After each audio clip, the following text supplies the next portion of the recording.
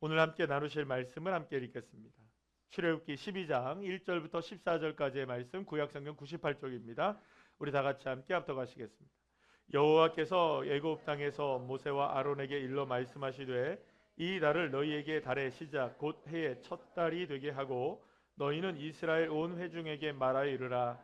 이 달 열흘에 너희 각자가 어린 양을 잡을지니 각 가족대로 그 식구를 위하여 어린 양을 취하되 그 어린 양에 대하여 식구가 너무 적으면 그 집의 이웃과 함께 사람 수를 따라서 하나를 잡고 사람이 먹을 수 있는 분량에 따라서 너희 어린 양을 계산할 것이며 너희 어린 양은 흠 없고 1년 된 수컷으로 하되 양이나 염소 중에서 취하고 이달 열 나흘 날까지 간직하였다가 해 지을 때에 이스라엘 회중이 그 양을 잡고 그 피를 양을 먹을 집 좌우 문설주와 인방에 바르고 그 밤에 그 고기를 불에 구워 무교병과 쓴 나물과 아울러 먹되 날것으로나 물에 삶아서 먹지 말고 머리와 다리와 내장을 다 불에 구워 먹고 아침까지 남겨두지 말며 아침까지 남은 것은 곧 불사르라.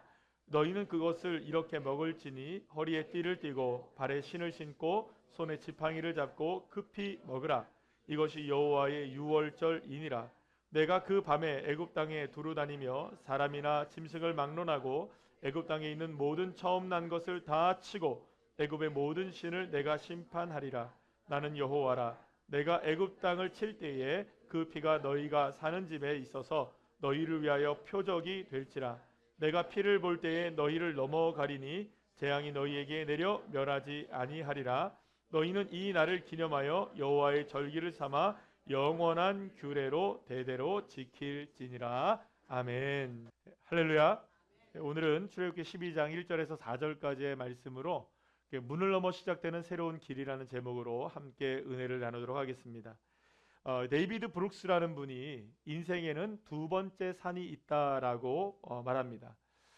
그런데 사실은 누군가는 이 두 번째 산이 있는 줄도 모르고 그냥 첫 번째 산만 오르면서 그것이 인생의 전부인 것처럼 살아간다라고 이분은 이야기합니다. 반면 어떤 사람들은 고개를 들고 스스로를 향하여 묻게 된다고 하죠. 이게 내가 살아온 인생에 바라던 바가 맞는가? 정말로 나는 이걸 위해서 살아왔는가? 나는 정말 이 목표를 이루는 것이 내 인생의 정말로 최종의 목표였는가? 그런 생각을 하게 되면서 비로소 나의 인생은 첫 번째 산이 전부가 아니라 두 번째 산이 있다는 것을 깨닫게 된다는 겁니다. 특별히 이 데이비드 브루스는 첫 번째 산은 무엇이라고 얘기하냐 하면 자신에게 주어진 자유 안에서 자신을 위해 오르는 산이라고 얘기합니다. 따라합시다. 자신을 위해 오르는 산. 자신을 위해 오르는 산이라고 얘기를 해요. 그러나 이 첫 번째 산에 오른 후에 문득 공허함과 외로움과 무기력함이 찾아오는 것을 느끼게 된다는 것이죠. 왜냐하면 오직 나를 위해서 사는 것만으로는 사실은 삶의 진정한 의미를 우리가 맛볼 수가 없기 때문입니다. 참 기쁨은 자유가 아니라 헌신에서 나온다는 것을 서서히 깨닫게 되고 알게 되고, 그리고 무엇인가 내 속에서 내 자아를 초월하고자 하는 열망이 있다는 것을 비로소 깨닫게 되는 시기가 온다는 것입니다. 바로 이 지점에서 사람들은 내 인생이 첫 번째 산이 전부가 아니라 두 번째 산이 있다는 것을 깨닫게 된다고 이야기합니다. 나 자신을 위해 살아가는 인생이 아니라 오히려 나를 내려놓고 내려놔야 하는 그런 삶이 이제부터 펼쳐져야 한다는 것, 그리고 그런 인생이 내게 남겨져 있다는 것을 비로소 깨달을 때 두 번째 산이 보이기 시작한다는 겁니다. 이번에 이제 우리가 저희들 필리핀 의료 선교를 다녀왔잖아요. 필리핀 의료 선교를 갈 때 여러분들 우리가 다 자비량으로 갑니다. 돈을 자기가 내고요, 자기가 다 합니다. 자기의 시간을 드립니다. 여러분, 그러면 아까워야 될까요? 아니면 이게 즐겁고 행복해야 될까요? 돈 쓰고 시간 쓰고 몸 쓰고. 제가요 이번에 그 필리핀 선교를 다녀와서 이번에 왜 이렇게 피곤했는지 모르겠어요. 잠을 좀 가기 전에도 제가 좀 잠을 좀 못 자긴 했지만 갔다 와서 제가 목요일 아침에 이제 정리를 하고 나서 저 혼자 소파에 누웠어요. 그러고 나서 눈을 깨고 잠을 자는 걸 보니까 제가 아침에 이제 새벽에 4시에 일어났어요. 그러니까 한 16시간 이상 잔 것 같아요. 여러분 그 생각해 보시면 돈 쓰고 몸 쓰고 시간 쓰고 아까워야 정상이잖아요. 이러면 좀 호응을 해주시면 얼마나 좋아요. 맞습니다. 네, 그래서 이국노 지사님 좋아합니다. 네, 맞잖아요. 내 돈 쓰고 몸 쓰고 힘 쓰고 시간 쓰고 다 내 거 쓰는데 내 거를 소중하게 생각한다면 여러분들 그거는 할 수 없는 일이 되는 거예요. 그런데 놀라운 것은 몸 쓰고 마음 쓰고 힘 쓰고 시간 쓰고 물질 쓰고 다 쓰고 불편하고요, 여러분. 거기 가면 우리가 이제 지프니라는 걸 타게 되는데 야, 지프니 타면 끝내줍니다, 여러분들. 끝내줍니다. 이 매연이라는 게 이게 끝내줍니다. 예. 건강도 나빠질 수 있어요. 예. 건강도 나빠질 수 있단 말이에요. 그러니까 내 것 다 쓴단 말이에요. 근데 놀라운 것은 이렇게 내 것을 다 쓰고 소진을 하고 오는데도 행복해요. 행복해. 왜냐? 내 것을 누군가를 위하여 나눠주고 누군가를 위해서 헌신하고 누군가를 위해서 쓰게 될 때 오는 행복감은 내 것을 소유함으로 인하여서 오는 행복감보다 더 놀랍게 크고 놀라운 행복이라는 것을 우리가 알게 되기 때문이죠. 데이비드 브루스는 이 두 번째 산에서 우리는 자신을 내려놓고 다음에 4가지에 헌신하게 된다고 이야기를 해요. 여기서 마음에 드는 것도 있고 없는 것도 있지만 책에서 얘기하는 거니까 제가 얘기를 한번 해드릴게요. 두 번째 산에서는 어떤 것에 헌신하게 되냐면 소명으로서의 직업. 그러니까 그냥 직업을 갖는 게 아니라 이게 우리가 좀 신앙적으로 얘기하자면 이 직업을 통해 내가 뭘 이루어 놔야 할까? 하나님이 나에게 주신 소명은 무엇일까? 이런 거를 우리가 좀 깨닫는다는 거죠. 그리고 두 번째는 뭐냐면 비로소 배우자와 가족이 보이기 시작한다는 거예요. 나만을 위해 살아가던 인생이 이제 비로소 누군가를 타인을 향해 정말로 향하게 되어진다는 거죠. 세 번째는 철학이라는 말이 조금은 좀 마음에 들진 않지만 신앙. 그러니까 신앙을 갖게 된다는 거예요. 신앙. 믿음을 갖게 된다는 거죠. 내가 지금 살아가는 데 있어서 이게 전부가 아니구나. 나를 위해 살아가는 게 전부가 아니구나라는 걸 깨닫게 된다는 거죠. 네 번째는 공동체를 생각하게 된다는 거예요. 비로소 공동체를. 사람들은 이 4가지에 헌신하면서 인생의 목적을 알게 되고 진정한 기쁨을 얻게 된다고 이야기합니다. 무엇보다 이런 얘기를 합니다. 이 데이비드 브룩스가 무슨 얘기를 하냐면 헌신은 더 높은 차원의 자유로 나아가게 해준다. 헌신은 더 높은 차원의 자유로 나가게 해준다. 낮은 차원의 자유가 어떤 것에서 벗어나는 자유라면 낮은 차원의 자유가 어떤 것에서 벗어나는 자유라면 높은 차원의 자유는 어떤 것을 향하는 자유다라고 얘기합니다. 어떤 것을 향하는 자유. 저는 이거를 읽으면서 그런 생각이 들었어요. 어떤 것을 향하는 자유일까? 높은 차원의 자유는 저는 그렇게 생각했습니다. 오직 예수를 바라보는 자유가 아닐까. 그런 생각을 했습니다. 자, 그런데 여러분 이 높은 차원의 자유를 누리기 위해서는 반드시 이렇게 따라오는 것이 있는데 따라합시다. 구속과 제한. 구속을 당해야 되고 제한적인 삶을 살아야 된다는 거예요. 만약에 여러분들 우리가 저는 피아노를 못 칩니다. 피아노를 배울 기회도 없었고 피아노를 참 잘 치는 사람들 보면 부러워요. 근데 피아노 치는 분들 정말 부러운데 피아노를 좀 잘 치고 싶어요. 만약에 제가 피아노를 좀 잘 치고 피아니스트까지는 아니어도 피아노를 어느 정도 잘 치는 사람이 되려면 여러분 저는 몇 해 정도는 피아노에 자신의 삶을 묶어놔야겠죠? 그래야 피아노 위에서의 자유로움을 누릴 수 있죠? 그럴까요? 안 그럴까요? 맞아요. 피아노를 잘 치기 위해서 피아노 위에 건반 위에서의 자유로움을 누리기 위해서는요. 피아노에 얽매여야 돼요. 피아노에 구속당해야 돼요. 피아노에 여러분들 우리가 제한적인 삶을 살아야 된다는 거예요. 자유를 포기하면 더 큰 자유가 얻어지게 된다는 것입니다. 데이비드 브룩스가 이렇게 얘기를 하더라고요. 헌신은 당신에게 정체성을 가져다 준다. 헌신은 우리의 눈을 반짝이게 해주는 대화 주제이다.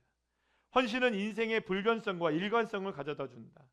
잘 살아가는 인생은 자유로운 선택에서 달콤한 강제로 넘어가는 여정이다. 달콤한 강제로 넘어가는 여정. 말이 너무 멋있지 않아요, 여러분들? 달콤한 강제.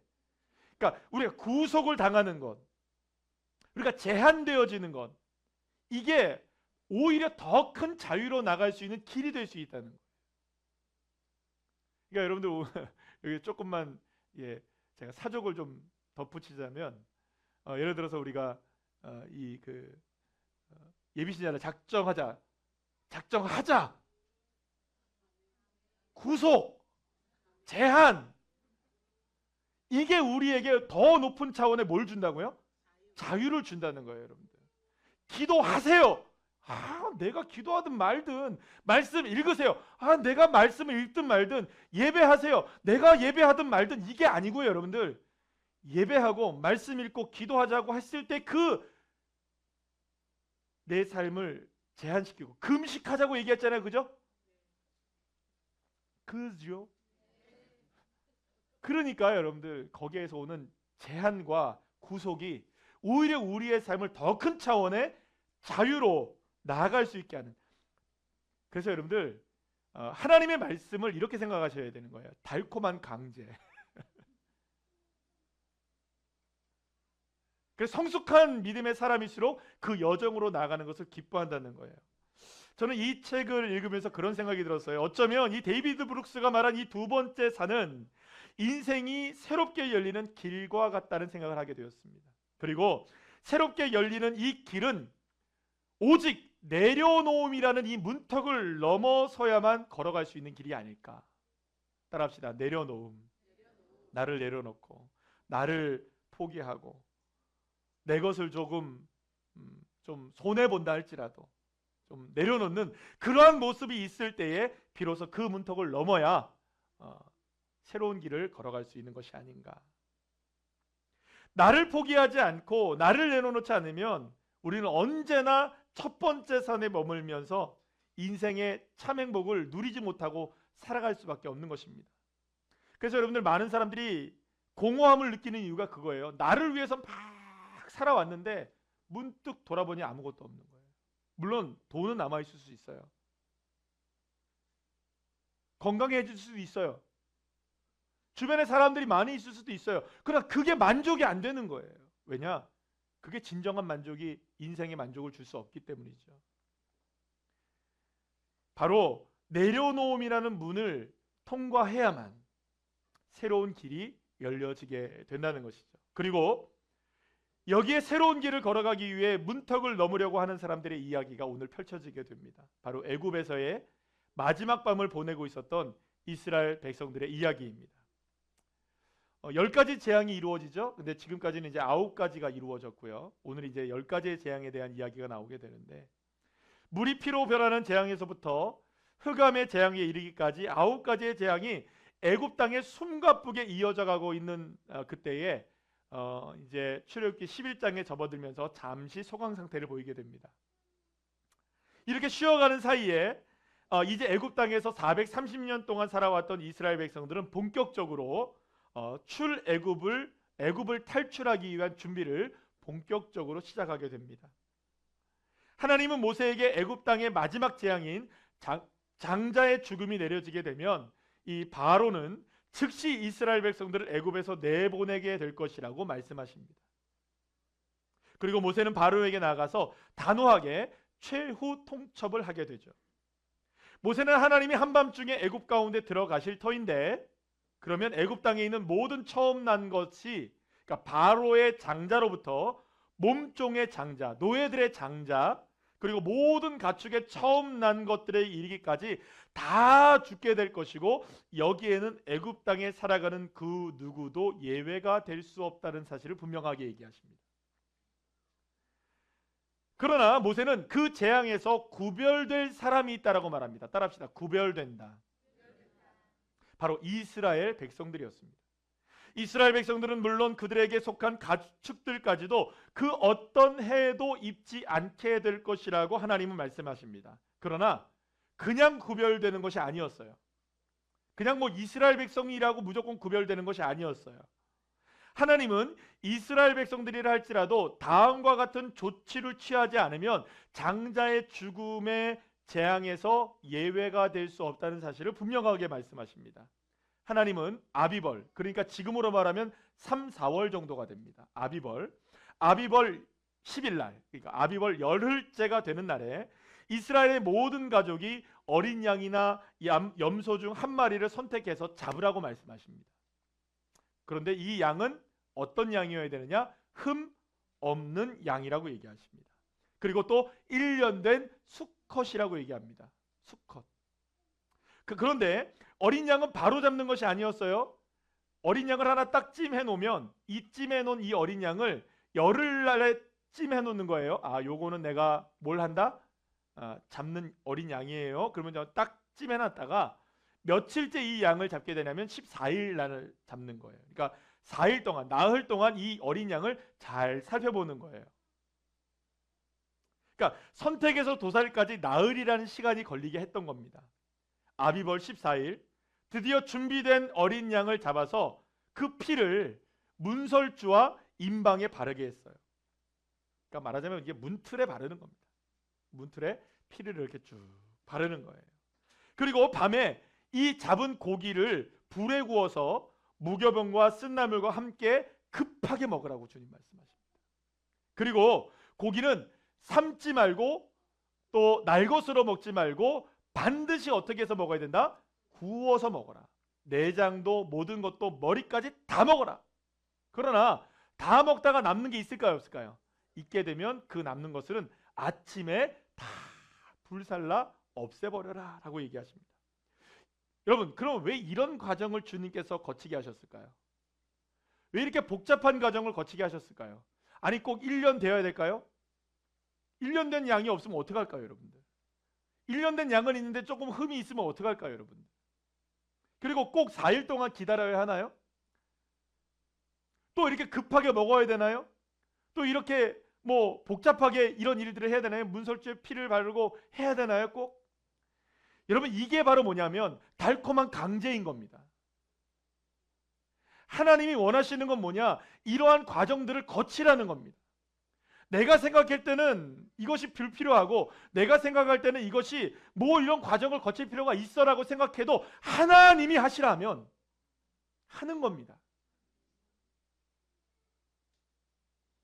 더 나은 길로 가기 위해서, 더 새로운 길로 가기 위해서 이 과정들을 거치라는 겁니다. 이 과정을 무시하지 말라는 겁니다. 하나님은 이러한 의식 하나하나를 통해서 이스라엘 백성들을 장자의 죽음의 재앙에서 구별하기를 원했던 거예요. 구별되려면 이렇게 해야 되는 거예요. 새로운 길을 걸어가려면 이렇게 해야 하는 거예요. 다른 방법은 없어요, 여러분들. 이 방법이 아니면 절대로 살아남을 수가 없었던 겁니다. 그리고 하나님은 이렇게 말씀하십니다. 오늘 보면 13절 말씀 읽어볼까요? 시작. 내가 애굽 땅을 칠 때에 그 피가 너희가 사는 집에 있어서 너희를 위하여 표적이 될지라. 내가 피를 볼 때에 너희를 넘어가리니 재앙이 너희에게 내려 멸하지 아니하리라. 아멘. 하나님은 애굽 땅에 장자의 죽음이 임할 때 문설주와 임방의 어린 양의 피가 묻은 그 집은 그냥 넘어갈 것이라고 말씀하십니다. 따라합시다. 넘어간다. 이 넘어간다는 말씀을 가지고 주님은 이제 이거를 뭐라고 이제 명명하시게 되냐면 따라합시다. 유월절. 유월이라는 게 넘을유 넘을 월자거든요. 그래서 이제 유월절, 넘어간다, 패스오버라고 얘기하죠. 이 유월절이라는 절기의 이름이 바로 여기서 나온 겁니다. 하나님이 죽음을 넘어가실 때 그러면 보는 것은 무엇이었을까요, 여러분들? 하나님이 죽음의 영이 쫙 임하고 있을 때 패스오버 하시는 거예요. 넘어가시는 거예요. 그러면 넘어가시는 딱 한 가지를 보시는 거예요. 뭘 보실까요? 예, 어린 양의 피가 이 문설주에 임방에 발려져 있는지 뿌려져 있는지를 보시는 거예요. 피가 발려진 문설주와 임방이 아니면 더 이상 그곳에는 생명이 없는 거예요. 그 어떤 노력과 어떤 최선을 다해도 조금의 호흡도 더 이상은 허락되지 않는 것입니다. 이스라엘 백성들은 이 피의 문턱을 지나야만 가나안으로 향하는 새로운 삶의 여정을 시작할 수가 있었던 것입니다. 그래서 하나님은 이 날을 이스라엘 백성들의 새로운 시작이 되게 하시겠다라고 말씀하십니다. 출애굽기 12장 오늘 본문 2절 말씀을 다 같이 읽어볼까요? 시작. 이 달을 너희에게 달의 시작 곧 해 첫 달이 되게 하고. 아멘. 당시 애굽을 비롯한 고대 근동지방에 달력이 있었어요. 근데 이 달력이 있었는데 이 달력의 새해의 첫날, 그러니까 새해의 첫날은 7번째 달이라고 얘기하는 티슈레이 달이었습니다. 티슈레이 월이라고 얘기하는데요. 이 티슈레이 월이 원래 새해의 첫 달이에요. 자, 그런데 하나님은 애굽에 살고 있는 이스라엘 백성들에게 죽음의 영이 임하게 됐을 그때에 이 죽음의 영이 넘어가는 것을 보신 그날, 죽음의 영이 넘어가시는 것을 보는 그날 유월하게 되고 패스오버하게 된 그 날로 인하여서 이스라엘 백성들을 다시금 새로운 시간 속으로 집어넣고 계시는 거예요. 그리고 그날은 언제냐? 아비벌 제14일이 되는 것이죠. 완전히 달이 바뀐 거예요. 사랑하는 여러분, 이건 굉장히 큰 의미가 있는 겁니다. 하나님은 이제 이스라엘 백성들에게 새로운 세상의 시간을 허락해 주시는 것이라고 볼 수가 있는 것입니다. 이제는 하나님이 다스리시고 하나님이 통치하시고 하나님이 이끌어 주시고 하나님이 인도해 주시고 하나님이 동행해 주시는 그 시간 속으로 이스라엘 백성들을 이끌어 가시겠다는 것입니다. 하나님은 유월절과 출애굽 사건을 통해서 시간을 재배열하고 계시는 것입니다. 하나님은 이스라엘 백성들이 어린 양의 피가 문설주에 발라지고 뿌려진 그 문턱을 지나게 될 때에 애굽이라는 시간 속에 살고 있었던 이스라엘 백성들을 하나님 나라의 시간 속으로 들어오게 하시는 거예요. 그 문턱을 넘어설 때 이제 이스라엘 백성들은 다시 태어나는 시간을 살아가는 것입니다. 세상의 시간은 흐릅니다. 세상의 시간은 여전히 흐르고 있어요. 그러나 하나님은 거기서 딱 중단시키시고 이제부터 이 시간이 너희의 시간이 될 것이다. 이 시간이 너희의 시간이 될 것이다. 이제 거듭나는 시간이 되시는 것이죠. 다시 태어나는 삶. 그런데 이 다시 태어남과 이 다시 새롭게 시작되는 삶의 길이 어떻게 열리느냐? 문설주의 어린 양의 피 때문에 가능했던 것이죠. 이 거듭남은 오직 어린 양의 피로만 가능했던 것입니다. 여러분, 그런데 베드로전서 1장 19절 말씀에 이런 말씀이 있습니다. 우리 다 같이 한번 읽어볼까요? 시작. 오직 흠없고 점없는 어린 양 같은 그리스도의 보배로운 피로 된 것이니라. 아멘. 성경은 이스라엘 백성들이 애굽 땅에서 장차 죽음이라는 전대미문의 재앙을 피할 수 있었던 어린 양의 피가 바로 예수 그리스도께서 십자가에 흘리신 보혈의 피라고 분명하게 말씀하고 계십니다. 할렐루야. 그러고 보면 여러분, 하나님께서 이스라엘 백성들에게 지키라고 말씀하신 유월절 의식 중에 어린 양에 관련된 부분을 보게 되면 모두가 예수님과 연결되어 있다는 걸 알게 됩니다. 무엇보다 어린 양은 흠이 없어야 됐어요. 예수님은 흠이 없으신 분이십니다. 죄가 없으신 분이십니다. 또 어린 양을 아비벌 14일에 잡으라고 했어요. 근데 이 잡을 때 시간을 딱 얘기합니다. 따라합시다. 해 질 때. 자, 해 질 때라고 하면 우리는 이제 석양이 질 때 그때구나라고 생각하는데 이스라엘 백성들의 시간관념은 조금 달랐어요. 이스라엘 백성들이 해 질 때는 언제를 얘기하냐면 저녁이 가까운 초저녁 무렵부터 시작해서 그 다음날 오후 6시까지를 얘기하는 거예요. 그러니까 하루를 얘기하는 거예요. 우리랑 시간 개념이 다릅니다. 해 질 때 딱 잡아갖고 그때 먹자 이게 아니고요. 그 시간적인 길이가 그 다음날 오후 3시 정도까지 가는 거예요. 그러니까 우리로 지금 얘기하면 오후 6시부터 그 다음날 오후 3시 정도까지. 그래서 실제로 이스라엘 백성들이 제사를 위해서 양을 잡을 때 시간을 바로 그 시간 가운데 잡습니다. 그런데 여러분 놀랍지 않아요? 출애굽이 일어난 이후에 1400년 이후에 예수님이 마지막 만찬을 하시고 겟세마네에서 기도를 하시고 잡혀가시고 신문을 당하시고 채찍에 맞으시고 골고다에 오르시고 죽으신 시간, 딱 그 시간이에요. 어린 양을 잡을 시간. 예수 그리스도이신 거예요. 죽음의 영이 가득한 세상에서 생명의 길로 나갈 수 있었던 단 한 가지의 문은 어린 양의 피였고, 그 어린 양의 피가 죄와 사망의 법에 얽매여서 죽을 수밖에 없는 이스라엘 백성들을 구원하실 뿐만 아니라 이제는 예수 그리스도의 보혈의 피를 의지하는 저와 여러분에게 구속의 은혜를 허락하시고 구원의 은혜를 허락하시고 하나님의 자녀가 되는 권세를 주시는 모든 것이 예수 그리스도의 보혈의 피로 인하여 이루어지는 일임을 믿으시길 바랍니다. 로마서 3장 25절 쉬운 성경의 말씀으로 읽어볼까요? 하나님께서 예수님을 화목제물로 내어주셨으며 누구든지 예수님의 피를 믿음으로 죄를 용서받게 됩니다. 하나님은 이전에 살았던 사람들이 지은 죄에 대해 오래 참으심으로 심판하지 않으셨습니다. 이렇게 하여 하나님께서는 그분의 의로우심을 보이셨습니다. 할렐루야. 사랑하는 여러분, 하나님은 어린 양의 피로 하나님의 시간 안으로 이스라엘 백성들을 끌고 들어오신 것입니다. 이제 이스라엘 백성들은 어린 양의 피가 발려진 문을 통해 하나님이 이루시려고 하시는 하나님 나라의 시간 속에서 살아갈 수 있는 새로운 삶의 길을 걷게 된 것입니다. 그런데 놀라운 것은 그 이후로부터 하나님은 언제나 이스라엘 백성들과 함께 하십니다. 동행하십니다. 이스라엘 백성들이 걸어가는 길에 함께 늘 동행해 주시는 것입니다. 하나님이 준비하신 어린 양의 문을 통과해서 광야의 길을 걷게 되고 바다와 강에서 하나님이 내시는 길을 이스라엘 백성들이 걷게 되어지고 길을 걷다가 지칠 때면 하나님이 구름 기둥을 부어주시고 불 기둥을 허락해 주시고 친구가 되어주시는 것입니다.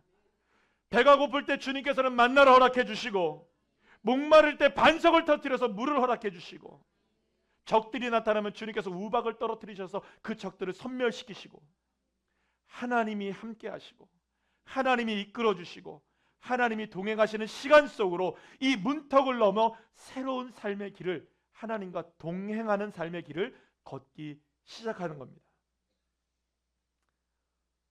그런데요, 사랑하는 여러분, 이 놀라운 새로운 길은 오직 하나의 문만을 통과해야만 걸어갈 수 있습니다. 바로 어린 양의 피가 발려진 문, 예수 그리스도라는 문 말입니다. 그래서 이 문인 동시에 길이고 길인 동시에 생명이신 분이 누구시냐? 바로 예수 그리스도이신 것입니다. 요한복음 14장 6절 우리 다 같이 말씀 읽어볼까요? 시작. 예수께서 이르시되 내가 곧 길이요 진리요 생명이니 나로 말미암지 않고는 아버지께로 올 자가 없느니라. 그렇습니다. 예수 그리스도를 넘어서지 않으면 아버지의 시간 속으로 들어올 수가 없는 겁니다. 예수 그리스도의 보혈의 피를 넘지 않으면 하나님이 동행하시는 시간 속에 우리가 함께 할 수가 없는 것입니다. 그러나 한 가지 알아야 될 것이 있습니다. 이 문과 길은 애굽에 내려진 10가지의 재앙 가운데 10번째 재앙의 제일 마지막 끝에 자리하고 있다는 거예요. 그리고 이 문은, 이 길은 너무나 좁다는 것입니다. 사랑하는 여러분, 10가지의 재앙을 참아내셔야 되는 거예요. 견뎌내셔야 되는 거예요. 좁은 문을 걸어가셔야 되는 거예요. 쉽게 주어지는 것이 아닙니다. 그래서 여러분, 달콤한 강자라고 말씀드렸나요? 사랑하는 여러분, 이 어려운 길이지만, 누구도 찾지 않은 좁은 길이지만, 그래서 찾는 사람들이 없어요. 다 넓은 길로 가고 좋은 길로만 가려고 하니까. 그러나 사랑하는 여러분, 그럼에도 불구하고 좁은 길이라 할지라도, 찾는 사람이 없는 길이라 할지라도 예수의 문을 넘어가시는, 예수의 보혈을 넘어가시는 주의 자녀들 되시기를 간절히 축원합니다. 요한복음, 그래서 그렇다고 여러분 특별한 사람만이 걸어갈 수 있는 길은 아니에요. 우리 다 같이 말씀 읽어볼까요? 시작. 하나님이 세상을 이처럼 사랑하사 독생자를 주셨으니 이는 그를 믿는 자마다 멸망하지 않고 영생을 얻게 하려 하심이라. 로마서 10장 13절 누구든지 주의 이름을 부르는 자는 구원을 받으리라. 아멘. 사랑하는 여러분, 오늘 이 시간 누구에게나 열려진 예수 그리스도의 문을 통해 하나님의 시간 속으로 걸어갈 수 있는 귀한 한 분 한 분들 다 되시기를 간절히 축원합니다. 이 문을 넘어야만 해요. 예수의 문을 넘지 않으면 새로운 길이 열려지지 않는 것입니다. 오직 예수 그리스도를 힘입어 예수님과 함께 새로운 길을 행복하게 걸어가시는 귀한 주의 자녀들 되시기를 간절히 축원합니다. 자, 오늘은 이제 우리가 성찬식을 갖습니다. 오늘 떡과 포도주를 대합니다. 여러분, 그냥 이루어진 게 아니에요. 오늘 이 시간 여러분 떡과 포도주를 여러분들이 예수 그리스도의 십자가의 보혈과 찢기신 몸을 기념하게 될 때에 이 일을 통하여서 내가 하나님의 시간 속으로 들어가는구나. 따라합시다. 하나님이 나를 하나님의 시간 속으로 이끌어 주신다. 할렐루야. 우리가 이 세상에 살아가는 동안에 정말로 많은 일들을 당하고 있지만 우리가 예수 그리스도의 보혈의 피를 의지하는 순간 우리의 삶에 주권을 가지고 계신 주 여호와 하나님의 놀라운 능력이 우리를 이끌어 주셔서 하나님의 시간 속에서 우리의 삶을 주장하시고 역사해 주실 줄로 믿습니다. 오늘 이 시간 놀라운 은혜가 이 성만찬을 통해서 더욱더 풍성해지시기를 간절히 축원합니다.